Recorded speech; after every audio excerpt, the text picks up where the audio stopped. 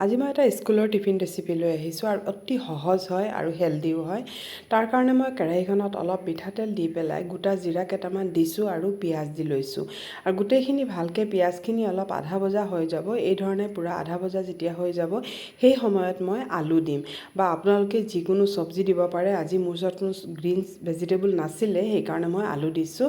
আৰু এইখিনি মই চয়াবিন হয় ৰাতিয়ে ফুলাই পেলাই ফ্ৰিজত থৈ দিছিলোঁ আৰু এতিয়া মই অলপ কাটি লৈছোঁ, সৰু সৰুকৈ কাটি লৈছোঁ, তেতিয়া মানে খাবলৈ খুব ভাল হয়।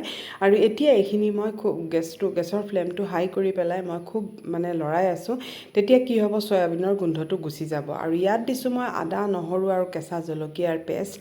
এইখিনি দি পেলাইও আৰু অলপ মই ভালকৈ ভাজি ল'ম, তেতিয়া তাৰ কেঁচা গোন্ধটো গুচি যাবগৈ। ইয়াত দিছোঁ মই এতিয়া হালধি পাউডাৰ, অলপ জিৰা পাউডাৰ আৰু অলপ জালুকৰ থেতালি পেলাই জালুক দিছোঁ খুন্দি পেলাই, আৰু কেঁচা জলকীয়া দুটামান দিছোঁ আৰু অলপ নিমখ দিছোঁ। দি পেলাই এইখিনি আকৌ মই অলপ ভালকৈ লৰাই ল'ম।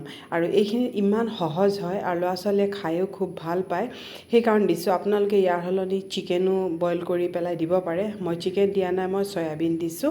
আৰু এতিয়া এইখিনিত মই অলপ পানী দি দিছোঁ, দি পেলাই ঢাকি পেলাই থৈ দিছোঁ। তেতিয়া আলু আৰু চয়াবিন খুব ভালকৈ সিজি যাব। আৰু চাওকচোন পানী গোটেইখিনি শুকাই গ'লগৈ আৰু এতিয়া আলুখিনিও ভালকৈ সিজি গ'লগৈ। আৰু মানে চয়াবিনখিনি আৰু আলু গোটেইখিনি ধুনীয়াকৈ, চয়াবিনখিনি মই ৰাতি গৰম পানীত নিমখ দি পেলাই মই বইল কৰি পেলাই তাৰপিছতহে মই চেপি পেলাই ফ্ৰিজত থৈ দিছিলোঁ। আৰু এতিয়া মই ৰাতিৰ ভাত অলপ ফ্ৰিজত থৈ দিছিলোঁ, কাৰণ ভাতটো অলপ ফ্ৰিজত থ'লে তেতিয়া মানে ফ্ৰাইড ৰাইচটো খুব ধুনীয়া হয়। আৰু ইয়াত মই আজি একো চচ একো ব্যৱহাৰ কৰা নাই, কাৰণ যিহেতু ল'ৰা ছোৱালী স্কুলত লৈ যাব, সেইকাৰণে মই তেনেকৈ বিশেষ এনেকুৱা চচ নিদিওঁ। আৰু ইয়াত অলপ গৰু ঘিউ দি লৈছোঁ আৰু দি পেলাই আকৌ মই ভালকৈ অলপ লৰাই ল'ম। আৰু এতিয়া মই গেছৰ ফ্লেম কিন্তু একেবাৰে কম ৰাখিছোঁ, কাৰণ বেছি বঢ়াই দিলে আকৌ ভাতটো বেছি টান হৈ যাবগৈ।